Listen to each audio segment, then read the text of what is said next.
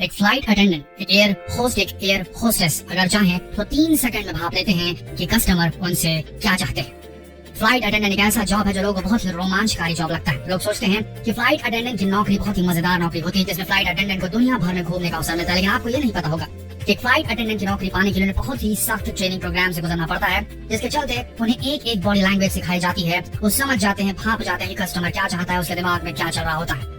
Flight attendants को और air hostesses को ऐसी तरीके से तैयार किया जाता है कि वो वाहियात से वाहियात लोगों को भी आराम से हैंडल कर सकते हैं। उन्हें फ्लाइट अटेंडेंट बनने के लिए बहुत सी चीजों से गुजरना पड़ता है और यकीन मानिए एक फ्लाइट अटेंडेंट का जॉब इतना आसान नहीं होता। तो आइए जानते हैं दोस्तों फ्लाइट अटेंडेंट्स और एयर होस्टेसेस की कुछ बेहद रोचक और सीक्रेट बातें जो शायद आप नहीं जानते होंगे। फ्लाइट अटेंडेंट्स या एयर होस्टेसेस अपने हाथ पीछे क्यों रखती है?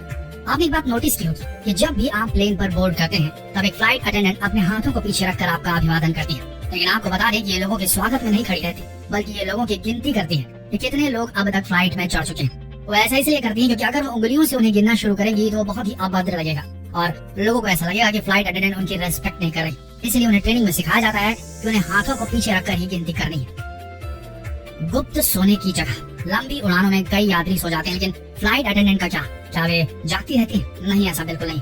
आपने कई बार देखा होगा कि लंबी उड़ानों में आपको कोई न कोई फ्लाइट अटेंडेंट लंबे समय के लिए नहीं दिखती। असल में वे कई बार सोने चली जाती है, लेकिन वे सोती कहाँ है ये भी एक सवाल है। तो आपको बता दें कि बोइंग 777 और 787 जैसे बड़े प्लेन्स में फ्लाइट अटेंडेंट के सोने की व्यवस्था रहती है और उन्हें सोने की जगह ज्यादातर प्लेन के गैलरी के ऊपर या नीचे की तरफ मिलती है। The mile high club. आपने कई बार इस शब्द को सुना होगा। आखिर ये द माइल हाई क्लब है क्या?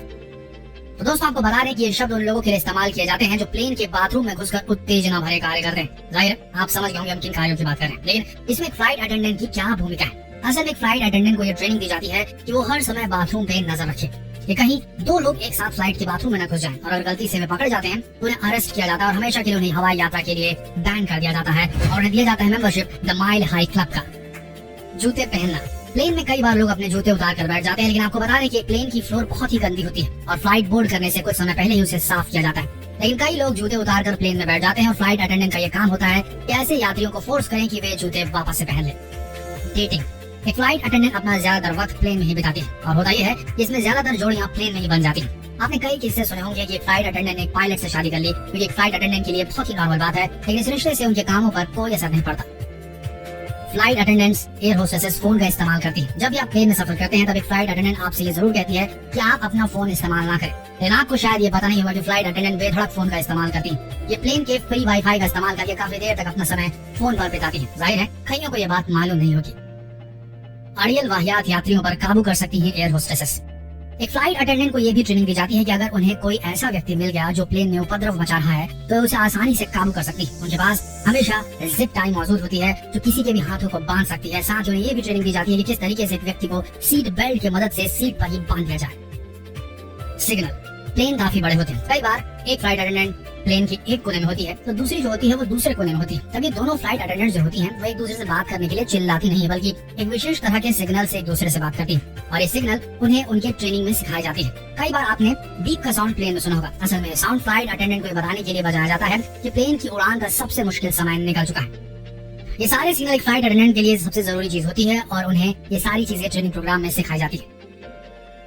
यात्रियों में मेल जोल बढ़ाना। एक फ्लाइट अटेंडेंट चाहे तो वो किसी भी यात्री से मेल जोल बढ़ा सकती है और इसके लिए उन्हें कोई मनाही नहीं होती। वैसे ऐसे कई प्रोफेशंस हैं, जैसे कि एक डॉक्टर अगर चाहे तो अपने पेशेंट को डेट कर सकता है, ठीक उसी तरह एक फ्लाइट अटेंडेंट को भी डेट करने की कोई मनाही नहीं होती।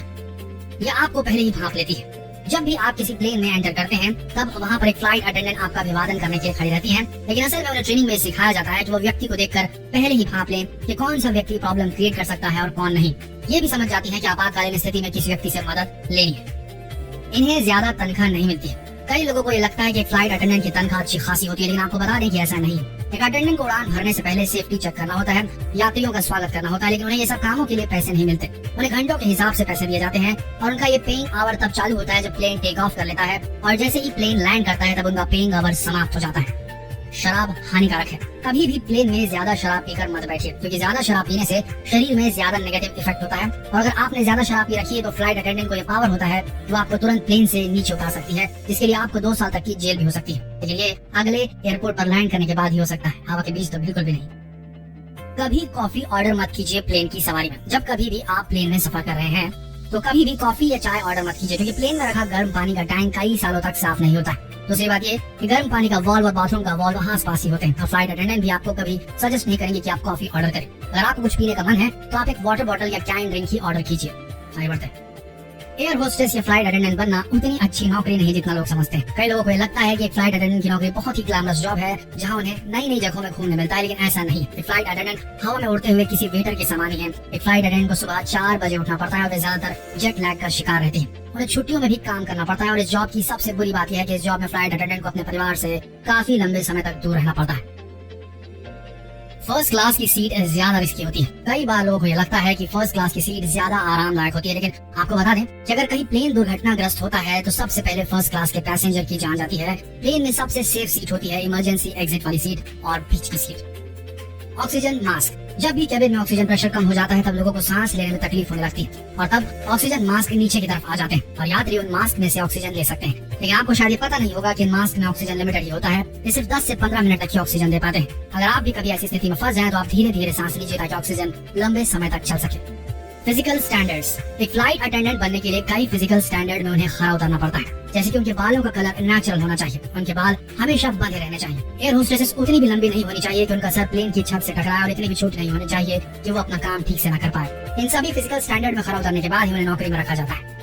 फ्लाइट अटेंडेंट बनना इतना आसान नहीं। आपको बता दें इस जॉब को पाना इतना आसान नहीं। इस फील्ड में बहुत ज्यादा कंपटीशन। 2010 में डेल्टा एयरलाइन ने 1000 फ्लाइट अटेंडेंट्स की वैकेंसी निकाली थी और आप यकीन नहीं करेंगे इस जॉब को पाने के लिए 1 लाख लोगों ने एप्लीकेशन फॉर्म भरा था, लेकिन इनमें से सिर्फ 4% लोग ही इंटरव्यू तक पहुंच पाए थे। एक बहुत ही सीक्रेट बात है, अगर प्लेन में बम हो तो आपको ये कभी नहीं पता चलेगा। अगर आप प्लेन में सफर कर रहे हैं और अगर प्लेन के पायलट को ये रिपोर्ट मिलती है कि प्लेन में बम है तो इस बात का पता आपको कभी नहीं चलेगा, क्योंकि फ्लाइट अटेंडेंट नहीं चाहते कि यात्रियों को इस बारे में पता चले, नहीं तो यात्री पैनिक हो जाएंगे, घबरा जाएंगे। इसलिए इन सब बातों को गुप्त रखा जाता है। तो ये थी फ्लाइट अटेंडेंट की वो रहस्यमय बातें जो शायद आप नहीं जानते होंगे। आशा करते हैं वीडियो आप सबको एंटरटेनिंग और रोमांचक लगी होगी। ऐसी वीडियोस के लिए बने रहिए हमारे चैनल के साथ और इस वीडियो को शेयर करना आप बिल्कुल ना भूलें। मिलते हैं अगले वीडियो में, तब तक के लिए आप सबका धन्यवाद।